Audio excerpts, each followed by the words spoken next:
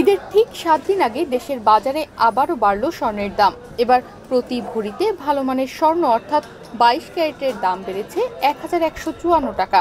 ২৫ March মঙ্গলবার সোনার দামে এই পরিবর্তন এনেছে বাংলাদেশ জুয়েলার্স অ্যাসোসিয়েশন বাজুস। নতুন মূল্য অনুযায়ী ২৬ মার্চ বুধবার থেকে দেশের বাজারে প্রতি ভরি ২২ ক্যারেটের স্বর্ণ বিক্রি হবে ১,৫৬,০৯৯ টাকায়।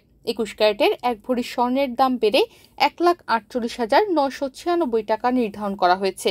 এছাড়া ১৮ ক্যারেটের এক ভরি স্বর্ণের দাম ১,২৭,৭০৯ টাকা নির্ধারণ করা হয়েছে। আর সনাতন পদ্ধতির এক ভরি স্বর্ণের দাম ১,০৫,৩০৩ টাকা করা হয়েছে। মঙ্গলবার বাংলাদেশ জুয়েলার্স অ্যাসোসিয়েশন বাজুস এক সংবাদ বিজ্ঞপ্তিতে স্বর্ণের নতুন এই দামের তথ্য জানায়। বিজ্ঞপ্তিতে বলা হয়, স্থানীয় বাজারে তেজাবি স্বর্ণের বা পিওর গোল্ডের মূল্য বৃদ্ধি পেয়েছে, সে কারণে স্বর্ণের দাম সমন্বয়ের সিদ্ধান্ত নিয়েছে বাজুস। এর আগে ২২ ক্যারেটের প্রতি ভরি সোনার দাম ছিল ১,৫৪,৯৪৫ টাকা।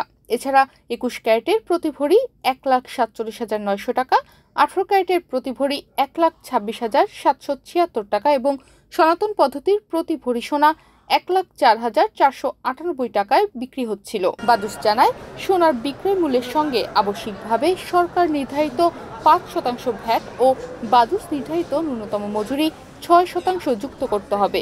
তবে গহনার ডিজাইন ও মান ভেদে মজুরির তারতম্য হতে পারে।